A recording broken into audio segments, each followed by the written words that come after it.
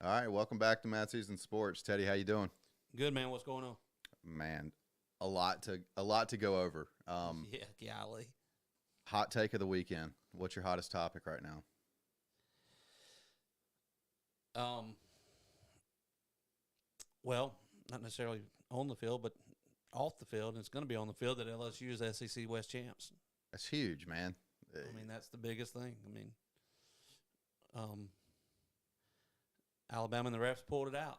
I mean, it's I don't normally complain about officiating because everybody gets good calls and everybody gets bad calls, but out of many egregious calls, Bama only gets called for one. But I guess they were, before that, going into that game, Alabama was the most penalized team in the SEC. So I guess, they're getting some. Is there such thing as an unmakeup call? Yeah, looking at, I don't know if anybody saw the video, and I love to post it on the page. So somebody made a montage of all the calls of the game by Alabama, and I think it's fair to say that you gripe when you don't get a holding, you gripe when you don't get the pass interference calls, but some of the penalties that weren't called in this game were really bad, Yeah. and they were timely penalties that weren't called on top of that, which I think every Ole Miss fan, in the nation, had right to be upset about it, and and it's kind of like, I think if it would have happened against a team that wasn't as prestigious as Alabama, and didn't get the treatment that Alabama gets as far as being they're the top dog. I mean, Georgia won the national championship last year, but let's be honest, until Georgia pulls away and wins another one, or they start dominating a head-to-head matchup, people are still going to look at Alabama as the standard of football because of the consistency they've put together in the past decade. Right. Right. And when you're looking at a team that is that good and they're not getting those penalties called on them, it's going to have you in an uproar. Yeah, and considering most of my Ole Miss fans, I guess we've just gotten used to it. I mean, because there's not near as much outroar as there should be, or uproar as there should be, and of course, Lane Kiffin with his genius self, he said he apologized to Jackson Dart's mom, and she had some complaints, and he said, "You can't find me for what somebody else said," and that was his little way of complaining without getting fined. Yeah, and the fact that Oxford, Mississippi this weekend was a showcase. I mean, It really was, man. every to me, every time I've ever been to the Grove and gone to the game, I love it. I love the atmosphere. It's a hell of a football town, and it's just always a great time. And it was crazy exciting to watch everybody post their videos, to watch how many fans were in the Grove that never even made it to the game, Right. and the Grove was still as packed as any other home game, and the stadium was packed as well. That's right. And Well, and what a hell of a game it was for 3 quarters. right. Ole Miss controlled that game. Yeah. And a lot of people made mention that Lane Kiffin didn't take points when he should have taken points. Well, Lane Kiffin's going to Lane Kiffin. Matter of fact, I commented on, I'm not even a member of this group, but it showed up on my Facebook feed.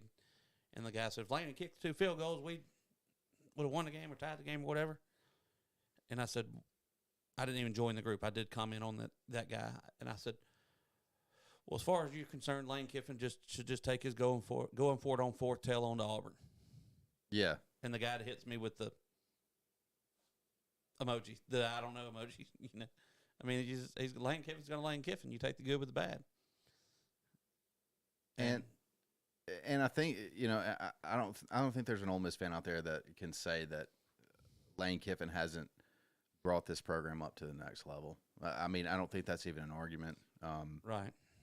I think you look at some of the talent that he's brought in, and the success they've had on the field, um, and for the most part, just the success as a program. Right. Well, your quarterback's 19 years old. You're, all SEC running back, or should be, is a true freshman.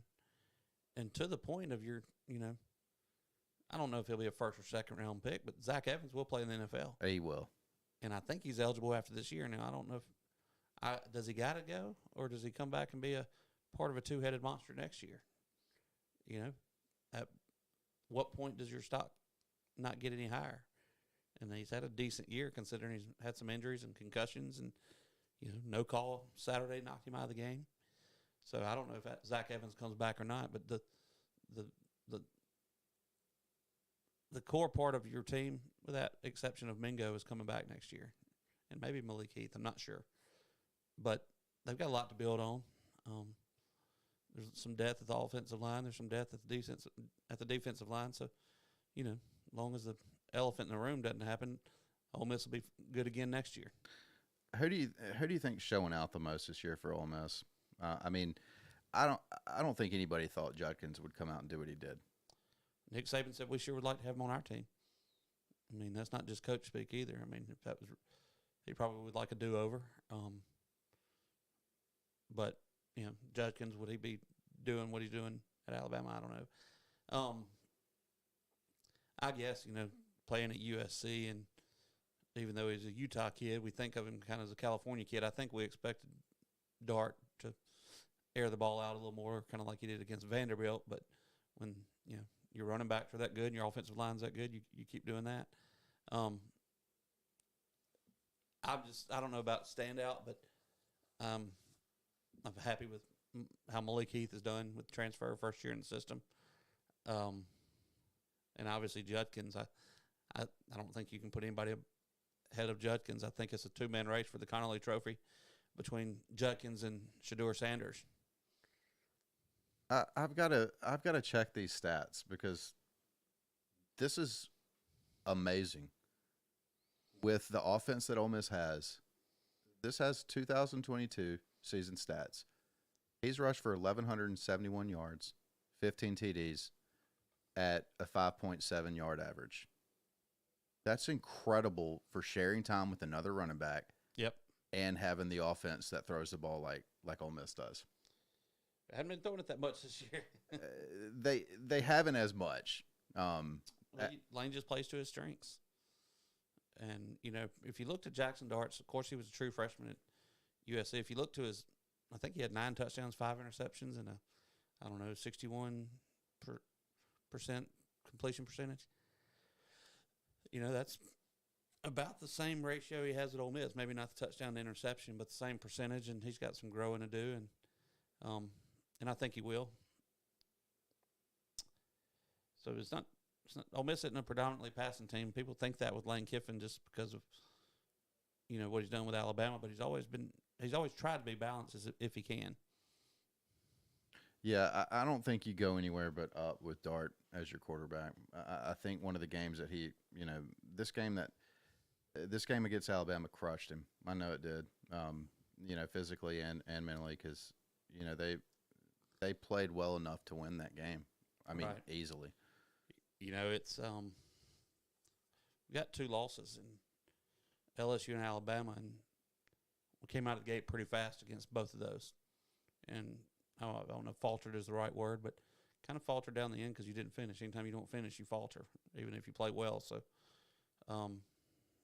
we're not 2 plays from being undefeated like Alabama, but we if we had played consistently all 4 quarters, we could have won both of those games, even though LSU just kicked our butts after we went up early. Yeah, I think the method that Lane Kiffin came out strong and went for it early in the game on 4th down. I think you have to do that at home, and I think you have to do it against an Alabama team. Now, of course, hindsight's 20/20, right? But I think that it's the place to do it. Well, you're not going to beat Alabama with field goals anyway. You have to have that mindset, which we do have a good kicker in Cruz, who's actually, I'll tell you what, he's been a bright spot considering, Costa was suspended for the whole season. So Cruz has been a bright spot. A lot of people, I don't know if people know this, but I think Cruz beat Lane Kiffin in Florida Atlantic with a long field goal back years ago. So that's one reason Lane brought him on. So let's switch to the other side of the state. Mississippi State hosted Georgia. And I saw some calls that were missed there as well. And, you know, I'm a huge Georgia fan. Mississippi State fans everywhere I go. Everybody I know. So, I mean, watching the game, it's honest as a fan. There were a lot of missed calls on that game that could have benefited Mississippi State. Yeah. But one of the things that really surprised me, and you know, by the end score, score of the game, 45-19, it doesn't really tell this, but watching them through the game, Mississippi State's defensive line is very good. They're a hell of a team, you know, on defense. I think Mississippi State more than anything ran into depth of 4- and 5-star athletes across the board. Sure. Yeah, that happens with most teams. And it's one of those things. I don't think any State fan really believed they could win.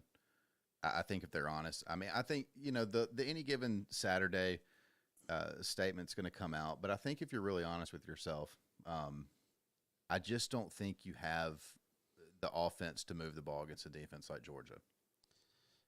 Yeah, and that's the thing. You know, Will Rogers throws for a bunch of yards, but it's not. If it's a long pass, it's usually a lot of yards after catch. It's somebody's made somebody miss or broken a tackle or something. It's not as they say, take the top off the defense. It's not that kind of offense. And you know, there are people all over the place saying they don't think the air raid will work in the SEC. I think it will. I think it's going to have to be adapted some. Do you think that he's going to miss out on a quarterback that can throw the ball down the field in his style offense? I don't think so. I think quarterbacks just want to throw it. They know they get to come in there and throw it, 40 times a game or whatever it is. I think quarterbacks just want to throw it. And they'd much rather do that. I mean, if you're a high-profile quarterback coming out of high school, do you want to throw the ball as much as Will Rogers playing right now, or do you want to throw it as much as Jackson Dart's throwing it? I want to throw it down the field. You do want to throw it down the field. I mean, you know, I get it. Yeah, I think Will Rogers threw the ball close to 50 times, if not more. Yeah. He threw the ball 51 times. The reason why I say this is because I feel like State fans expected so much more excitement out of Mike Leach. Right.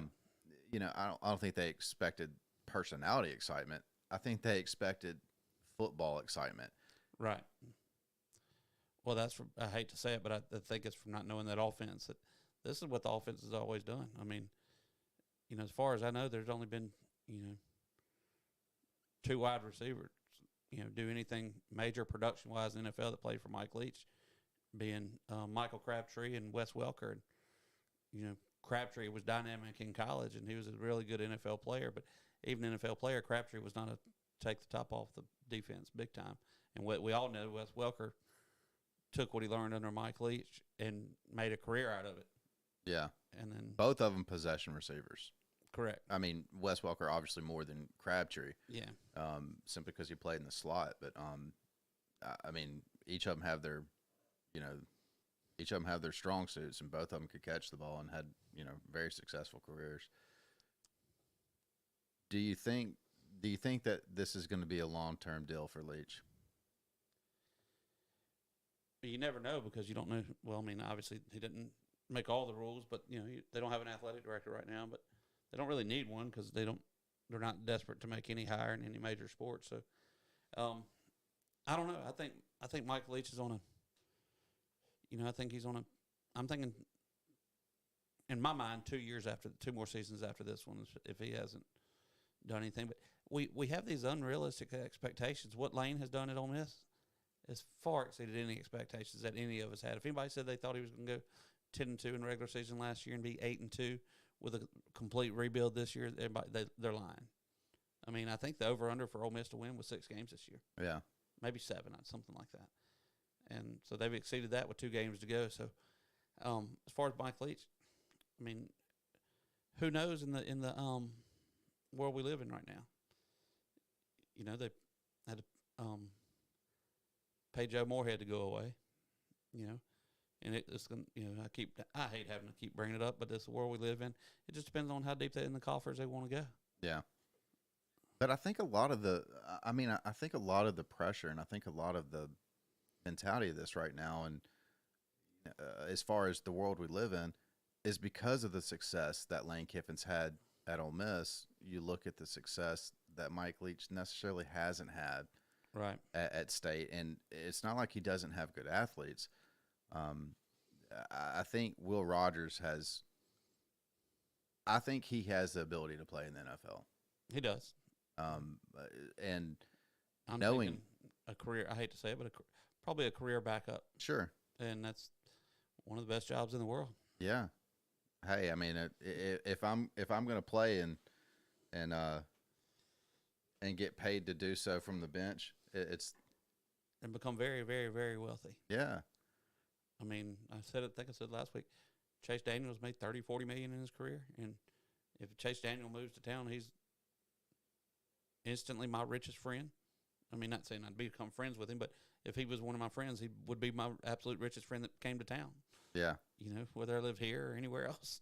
Look, it's an education. It's an experience all in itself. I think, you know, with their crazy things happen, you know, to say that he'll never start. But I think you're right. I think he lands as a backup. But one thing about the NFL, you're one injury away. Look at Heineke last night for Washington. Yeah. I mean, unbelievable. I mean, his stats weren't great and all that, but man, those guys love him. But energized that entire team. He did, and I just caught the second half of that game, and it's just he's energized the team like you said. He's got it done. He's come in and he's done it. Which is a lot like, you know, Will Rogers. He's gotten it done. State has only lost, you know, they've lost 4 games, but they've lost to some good teams. LSU. I said that sitting in this room that you know, State was not the last good team that LSU was going to beat. Yeah, and they beat everybody, but Florida State was what looks like an outlier now, and Tennessee is still really really good. So yeah, I mean State's lost to some really good teams. Yeah, I mean they've lost to LSU, representing in the SEC championship. They've lost to Kentucky. That's kind of the only blemish to the teams that they've lost against, because Kentucky's they've really fallen off the table here from where they started. They've lost to Alabama, and then they lost to Georgia. So it's not like State's not a team that can't contend. So moving forward, you have the Egg Bowl next week. You got Arkansas first. Ole Miss has Arkansas first. I'm sorry, that's right. Yeah, that's right. Don't get too far ahead of ourselves. That's right. It's this weekend. Yes. Got you. Ole Miss has to go to Arkansas. That's right. And Arkansas is a really physical team, and they put up a heck of a fight against LSU. Ole Miss fans, we really wanted Arkansas to win, and we really wanted to beat Alabama, because if that was the case, Ole Miss would be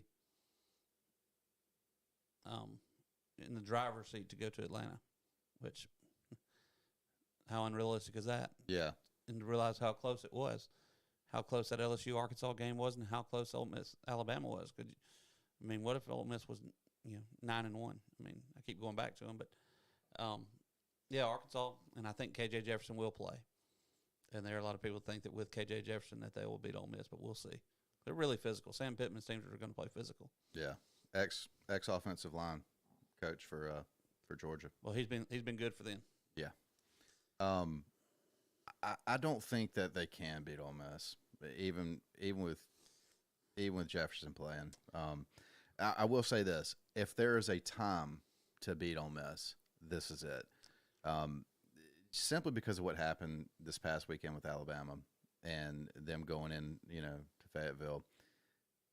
I think it's set for a letdown game, but you just never know. You got Dart coming into this game, and he literally got the hell beat out of him last game. He did. And I look for the kid to have a huge game. I hope he does. He needs it. He does. He deserves it. After last week. So yeah, I mean, I think they go into Arkansas, and I think they take this one. Mississippi State has kind of a walkover. East Tennessee State. Yeah, That's if nothing else, if you're beat up, you can get healthy if you're Mississippi State and get ready for a short week next week. Unfortunately, Ole Miss has got to play a physical game last week, but yeah, State's kind of just kind of should be a ho hum week for them, and let Will Rogers add to his state records. His stats. Yeah, already has. And that's kind of my point with him under Leach earlier. I kind of feel like the fans just kind of want just a little bit more out of that offense, but we'll see. You know something, when Mike Leach's quips are a lot funnier when they're winning. Yes, they are. And I know State fans think they get real old when they're not. He's not a real likable guy. He's a respectable guy. He doesn't get you real fired up, I don't think. No, he doesn't. But he's eclectic, and high operating coaches tend to act like that. Yeah, well, I mean, I don't think he ever played football. I don't even know if he played in high school. I mean, well, he's been successful. Yeah, absolutely. I mean, so Georgia goes into Kentucky, and coming off a win against State, they should easily win this, and walk into the SEC championship. I don't see them losing another game. SEC championship, Georgia, LSU. Yep. And then you have Tennessee lurking. And this is an interesting scenario here. Yeah. Tennessee is sitting right outside the top four. Yeah. And by attrition, you've got Ohio State and Michigan that will play one another. Yeah, one of them's got to fall. One of them's going to lose. Yep. And then you have the possibility of Tennessee running right back up into the top four. Right. So you've got an LSU team that is hot on their trail. Yeah. What scenario other than them winning? Well, there's not a scenario. No. They have to. They have to. And, LSU won the national championship before the playoff with 2 losses. And was it Saban or Les Miles? But one of them did. I think it was Nick Saban. They won it, I think, 2007 or something like that. It was before. Yeah, I think it was. I think Nick Saban. They won the national championship with 2 losses. They beat Ohio State for national championship. So it can be done, but then there's the TCU factor. LSU really needed TCU to lose. So here's another scenario though, which could happen.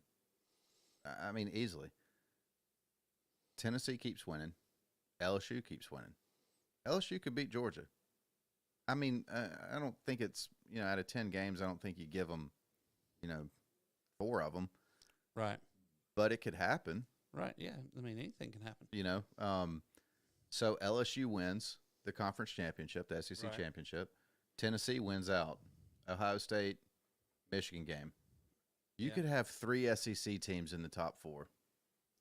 Because you have to send LSU for the conference championship, and you're going to send Tennessee because Michigan and Ohio State, they're going to play, and one of them's going to lose. Yeah. You're not going to. I don't think there's any way that they'll put 3 teams in the playoff. I don't. You don't think so? No way. So what if Ohio State drums Michigan? And I mean, just thoroughly beats them. Yeah. And you've got Georgia sitting at 1, you've got Ohio State sitting at 2, Michigan 3, TCU 4, Tennessee 5, LSU 6. It could happen. I mean, it's, they don't want it to happen, but it could. Yeah. It's LSU's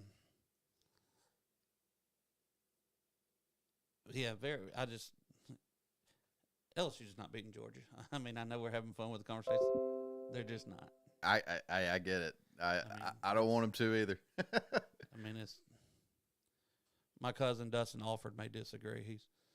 He loves LSU as much as anybody, and he drinks all the lemonade and grape Kool-Aid he can get his hands on because he loves them. I don't think they have enough receivers. No, I think they have good receivers, but right. they don't just have enough of the dynamite receivers that they've had in the past. Right. They're playing really hard for Brian Kelly. They're physical. They have athletes. They're always going to have athletes. Also, just took those athletes some time to gel this year. You know, and boy, they're gelling and ginning.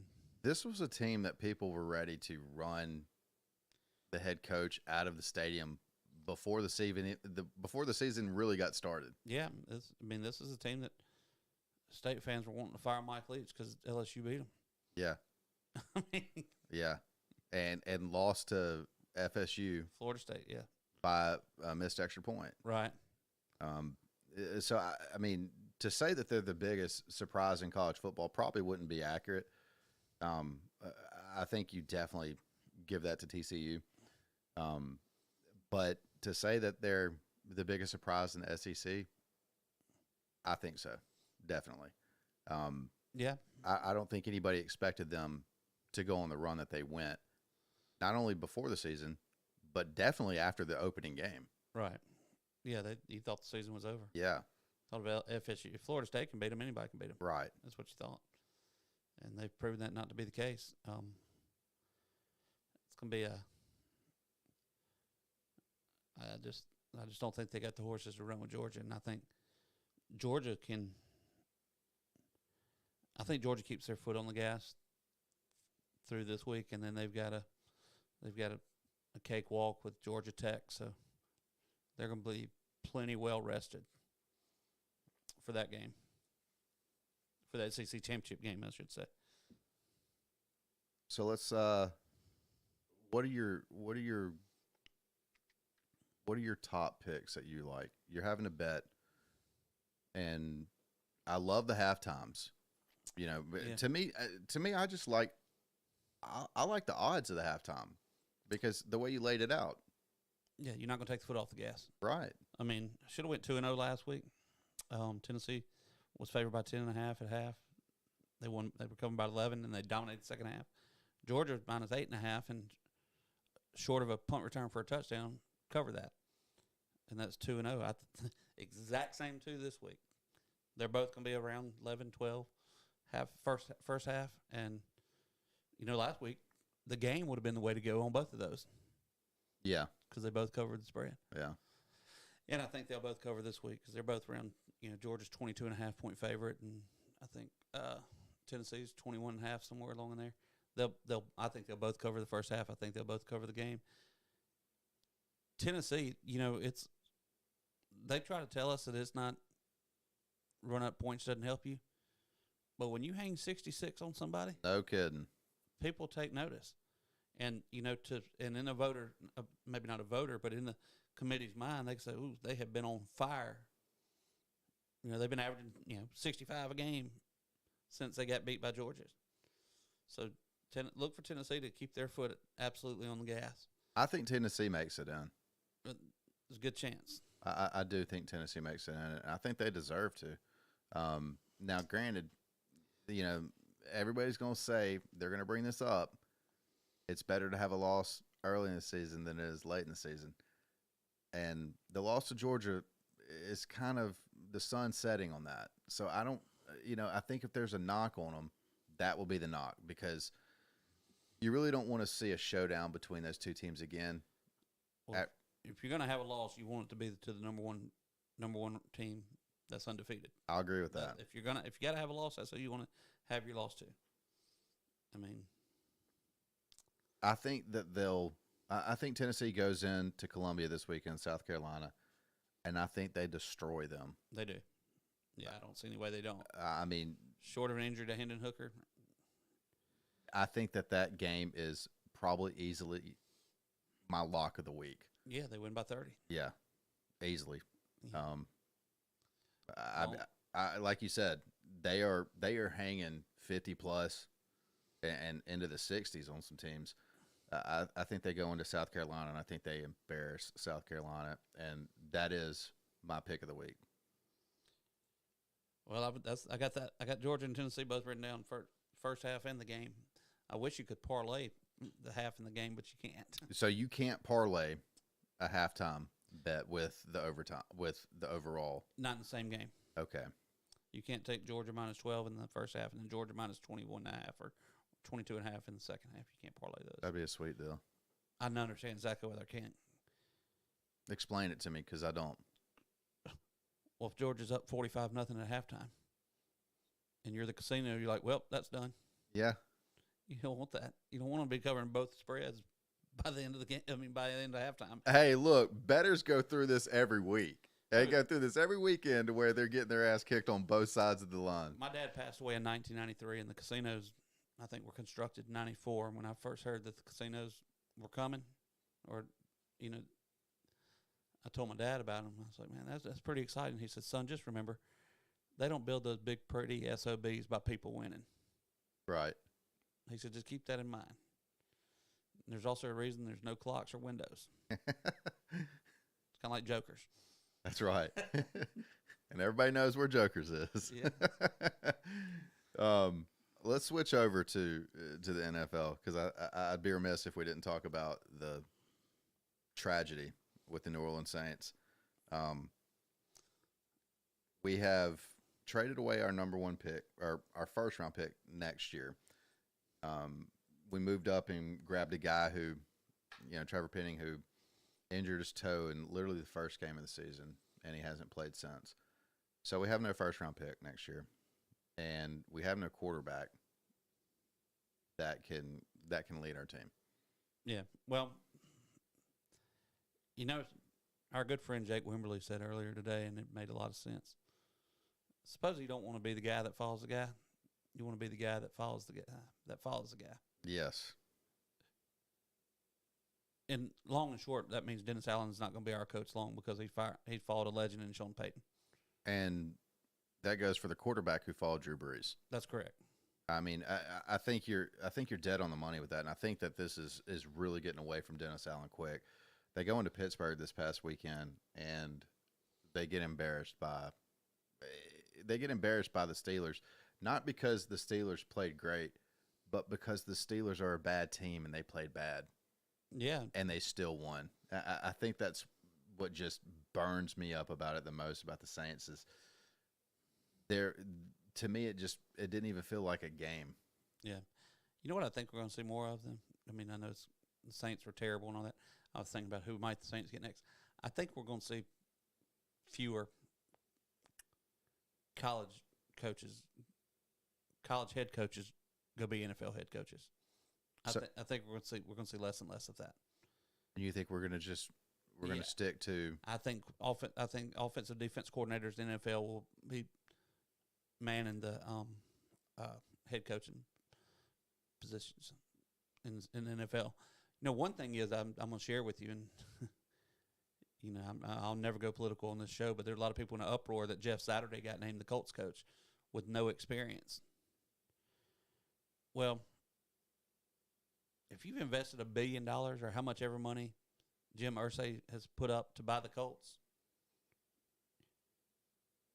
if you don't have stockholders, I know fans buy tickets. I understand that. Jim Irsay is the only one that has a right to pick his coach. And if he wants Jeff Saturday, he gets Jeff Saturday. Yeah. I mean, you promote your special teams coach just because he's been with you for a few years and worked hard? No, you need to inject some energy into it. And Jeff Saturday did that. And he's a smart guy too. Yeah. So I'm not going to knock who a billionaire picks to be his coach when he's the one that invested $1 billion. Hey, I mean, he won the game against the Raiders. Not saying the Raiders are anybody to brag about. A week after he tweeted that the Raiders were terrible. Yes. He tweeted the Raiders were terrible or something like that, and then beat them the next week and showed that they were terrible, and the fact that was his first game ever coaching. Yeah. They're so terrible that I can beat them my first week with zero head coaching experience. Love it. Yeah, that's great. Where do the Saints go? We're getting rid of Dennis Allen. It's not if, it's when. In NFL, I mean, the phrase, "Fake it till you make it." I'm afraid we're just gonna have to suck until we make it. I mean, that's just. I mean, Well, here's what's kind of a double-edged sword for us, which is why I never liked this move to begin with. You lose a really good defensive coordinator yeah, when you get rid of him as a head coach because he's not going back to DC. no, not the same team. No, he'll be a defensive coordinator somewhere else. But it took him a couple of years, but he really brought that defense around into something that was a pretty good force, and they still are right now. And I think that's what makes everyone so restless is that we really had zero preparation and no type of imagination Right. to get us a quarterback that was a leader Right. after Drew Brees. We groomed nobody. Aaron Rodgers sat on the bench for what, 4 years? Yeah. 4 years after Brett Favre. I mean, well, while, during Brett Favre. But you mean to tell me that we don't have that type of mentality? Yeah. No, we don't. And I'm going to tell you why that is. There are not 32 good quarterbacks in the world that are NFL caliber. And I say that because the league has expanded by 4 teams since we were growing up. We've got the Panthers, the Jaguars, the Browns, and the Texans. I think that's 4 of them. And Not the Browns, the Ravens. yeah, but the Browns were a new franchise that we used to not have. That's right. The That's Texans right. were a new franchise. That's right. Then you have the 2 expansion. That's right. So that's 4. Gotcha. So, and the Ravens were kind enough to give the Browns all the old Browns records, which, anyway, but there just aren't 32 good NFL quarterbacks in the world. And if there are, they're certainly not, what's 5 times 32? That's 160. They're not 160 NFL quality, high quality NFL offensive linemen, regardless of position. So you can be a stud quarterback all you want to, but if nobody's blocking for you, you're not going to be able to show off your studness. So that's where the front office becomes so valuable. And you got to balance your quarterback, your offensive line, your defensive line, your secondary. The running back position has been devalued, over the years because I'd be hard pressed for anybody of my friends that I could call them up and say, hey, tell me 16 starting running backs in the NFL right now. Yeah, I mean, You can't do it. No, it's geared around the points. That's right. Look, this league, make no mistake about it, this league shifted from hard-ass quarterbacks like Brett Favre, Troy Aikman, Steve Young, those legendary guys have just taken a beating and to get the win. That's right. To now, you can't touch the quarterback because they want to see offense. They want to see the long ball. They want to see touchdowns. And which opens this up, for what you said, there aren't 160 good linemen in the NFL. No, not enough qualified people to fill those jobs. Right. So you do have some quarterbacks that will never, come to fruition and realize their potential because they're always going to be in a situation. There will be those number of quarterbacks who will never see their potential because of that. Yeah, I mean, Joe Burrow, his rookie year. Right. Terrible offensive line. Got tore his ACL or something. I mean, he was out for the season. And that's gonna continue to happen. High draft pick, take a quarterback. Don't have anybody to block for him. Maybe the reason we stunk is because we didn't have an offensive line to begin with. So we go grab a quarterback number 1, and our offensive line still stinks. Saints, we've been blessed with good offensive line play for the most part, but that's why NFL is so tricky. It's so tricky. It's so hard to. It's so hard to pick an NFL. Sometimes in the NFL, the largest point spread will be a 6.5. I don't touch the NFL games. It's so hard. Won't touch them. And I don't care what experts say, they're not experts in the NFL. They're just not. Because the experts would have took the Eagles last night. They sure would have. And they sure did. Yeah, and Vegas made out like a bandit. Yeah, and they people buying picks. There are people that paid experts to tell them to bet on the Eagles last night. Yeah. And 11 points, that's nothing. I mean, not against not Is against that what the point spread was? It was 11. Oh, gosh. But Washington was anemic before that game last night. Right. Matter of fact, I bet that's probably the most points they've scored all year in one game. But because of the volatility of the NFL and the not enough linemen to go around, not enough quarterbacks to go around, that's what I'm saying about I think we're going to see fewer high-quality college coaches go be head coaches in the NFL. I think that's going to slow down. I mean, the Matt Rule experiment in Carolina was a disaster. I mean, so just to go back on that, last night was the highest scoring game of Washington Commanders all season, 32 points. Wow. Well, I think 6 of that was last play of the game. Yeah. So that, but still in all, we're going to see less of that. And at what point is, as a college coach, is sucking going to be considered with cause? Yeah, and the contract. Yeah, where a team can bow out of that. I say with cause. If you're not 500 in conference play, we ought to be able to fire you without paying you a penny. Look, bring it back to Jimbo Fisher. Oh gosh, this guy, man, what an absolute! I mean, there's no other way to say it. I mean, not a nice way to say it. He's an absolute failure. Let's come back to this. Next season, I want to see that number 1 recruiting class. I want to do it, and I'll do it. I want to do a list of all those recruits, and just say if there's 21 of them, see how many are there for next year. Because Jimbo's not getting fired this season. No, he's not. They're going to give him next year. Yeah, but I want to see how many kids are left on that roster. You think they're going to run to the portal? Oh, sure, absolutely. I do. I think after getting beat by Auburn this past weekend, this is a bleak scenario for him. I mean, this is the worst possible scenario. You've got one win in the SEC, and who do they run into next week? I mean, it's got to be a cupcake. Yeah, they got UMass. If they lose to UMass, I think that could be the game. I honestly do. I think if they lose to UMass, that could be a game that gets him fired. If they lose to UMass, he should probably apply for the UMass job. I mean, seriously, I'm pulling. To be the offense coordinator, I mean. No. I'm pulling for UMass. We've been doing it all year, and I mean, I'm doing it not because of Jimbo. I just want to. Broken record. I'm tired of the buyouts. It's just ridiculous. We can't pay you this much money to suck. Yeah, I mean, like, look. Not just suck, quit sucking. It's like you said, though. You sat here and you said that this is the world we live in. And this is where we live in because of this guy's contract. That's right. He's expected to be in the 9 and 10 game win range right now. Yeah. And they're sitting at 3-7 with 1 SEC win. It's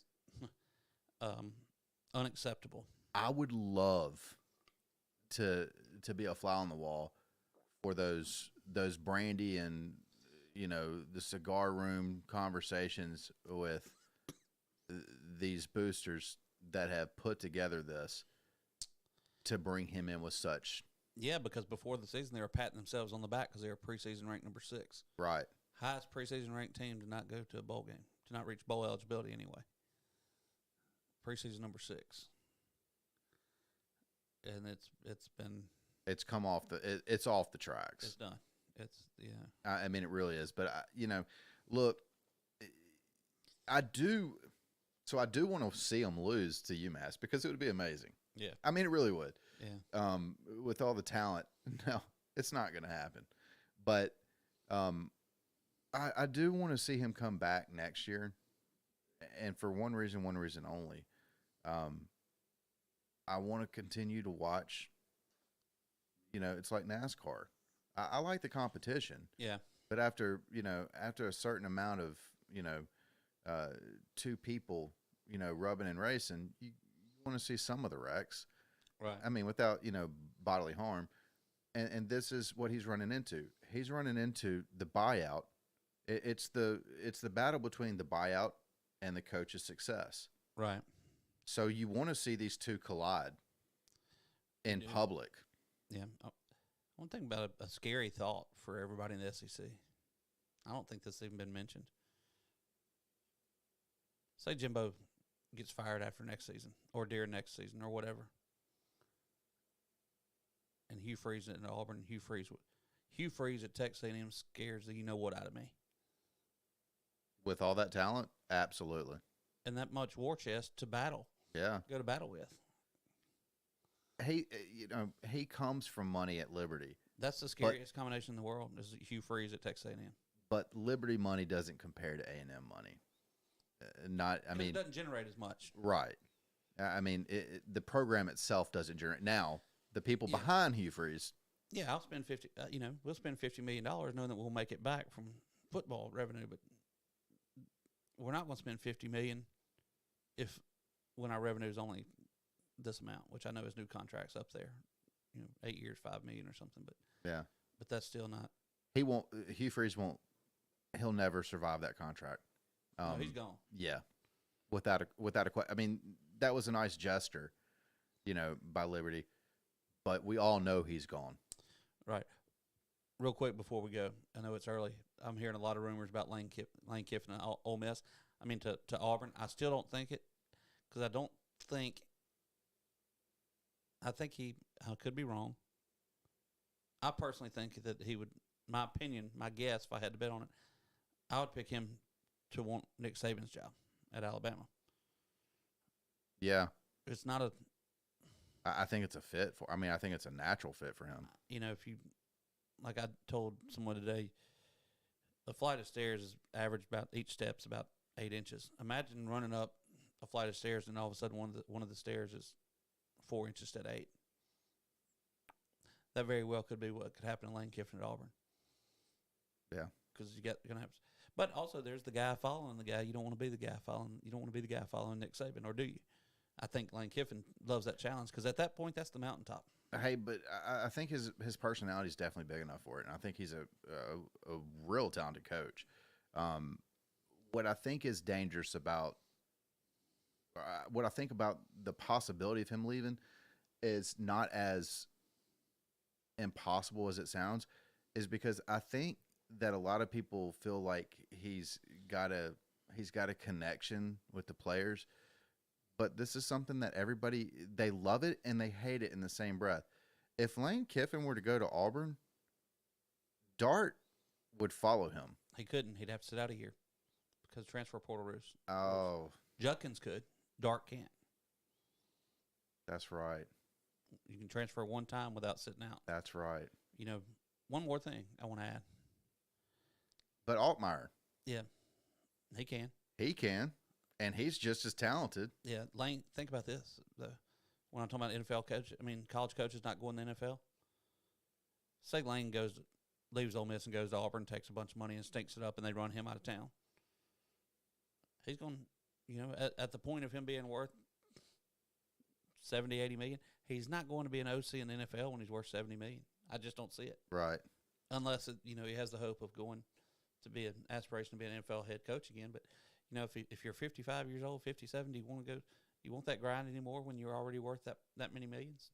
I tell you something I think that prevents him from leaving, and this is the only thing. Lane had kind of a rocky run for a little bit. Yeah. With USC and Tennessee. And it started with the Raiders. Yeah. Coach of the Raiders. Yeah. But to me, I think he's kind of like he's the new kid on the block as far as the type of coach that you want. He's harbored, great talent over there. He's really successful at Ole Miss. I don't think he takes a risky move like Auburn. I don't think he goes backwards. You don't want to take a chance stepping on a landmine. You'd rather take a chance stepping on a gold mine. Yeah. I mean, I'm not talking about just financially. Right. I think you're kind of onto something with. I don't think he goes to a building block program. I think he goes to one that's already there. Established. Yeah. I think if Nick Saban retires in 3 to 5 years, has Dabo's ship sailed? Probably not. has. I mean, I don't know if it has or not. That's hard to say. Clemson's in the SEC. I mean, the ACC championship. So, does Alabama? If you pick between Dabo and Lane Kiffin right now, who do you take? Well, Lane's a hot guy. Yeah, I take Lane. Simply because of what he's done in such a short time. Yeah. I mean, overnight. And I think Dabo's not real big on the portal. I guess he'll get into it. Yeah, he'll learn. He'll better. Kind of like,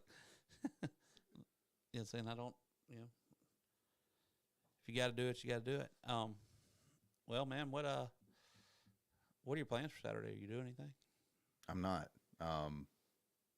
Georgia, Tennessee is 2:30. No, Georgia, Kentucky is 2:30. Georgia, Kentucky. I'm definitely, I really want to see us. I really want to see us, have some good games this Saturday. Yeah, but this is usually the week we don't. I know, and it's the week before rivalry. This is the week you watch football this week because you love it. Yeah. Because it's not going to be. I mean, Georgia game of the week on CBS. The biggest game televised is Georgia and Kentucky. Yeah. I mean, they may go to basket weaving at halftime. Yeah. Of this game. CBS doesn't normally cut off in the middle of a beatdown and go something else. I guess I can't per contract, but I think Ole Miss and Arkansas is at 6:30. I don't even know what time State's game is because it's a cupcake game. But man, I think everybody needs this though. Seasons goes by so fast. I know. I mean, and then you got a long 8 months without it. I mean, just yesterday we were talking about how good A&M was, and and Georgia's defense comes out of nowhere. I don't think you can beat it, man. I just don't. I love the ups and downs of it. I do. Yeah. And this, like this weekend you're talking about, there's not really a lot of great games on, but this is one of those Saturdays to where I'm going to watch some football, obviously, but I'm going to watch it with a different attitude. If you get hungry, you'll go make a sandwich and probably not pause the game. Right. Right. There's no me worrying about, switching over to the Alabama game. There's no me worried about looking at, the Ole Miss game, the State game. It's just one of those weekends where it's kind of, everybody's kind of throwing it in neutral. And, there's a big week, after this weekend, it starts revving right back up. Oh, yeah. I mean, it used to be, it's really difficult for some people to say rivalry week. Yeah, man. It's twist you up.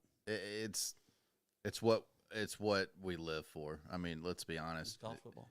I don't think that there's a bigger weekend right of football than rivalry. Listen at it. Look at you. It's contagious. You gonna be cooking this weekend? Yeah, I'm gonna cook peanuts. I'm taking off next week I'll be here next week, but won't have peanuts. I don't think I'll have peanuts after Thanksgiving weekend. I'm not planning on it. Going to Oxford for Thanksgiving, have a big time up there and a lot of family. But yeah, I'll be cooking Friday night. It'll be cold. I'll be having a fire and cooking. Man, I got to get 2 gallons. All right, and 2 gallons of salted. Yeah, once they're gone, they're gone. I only got a few more. I think I got 3, maybe 4 more weeks worth of peanuts to cook, and then I'll be moving on to crawfish. I'm not going to be delivering crawfish or anything, but we'll see what happens there. We'll keep you posted on that. Yeah, I'm interested in that. In case you don't, follow Teddy McCraney on Facebook. He'll post and let you know that he's cooking. You put your order in the comments, and he'll confirm. Delivers them to your house, and they're amazing. Within reason. Yeah, within reason. Within reason. I don't get too far out of the Tri-County area. That's right. Teddy, it's been a blast, man. All right, man. Thank you. Appreciate it. We'll see you Tuesday. All right, buddy. All right.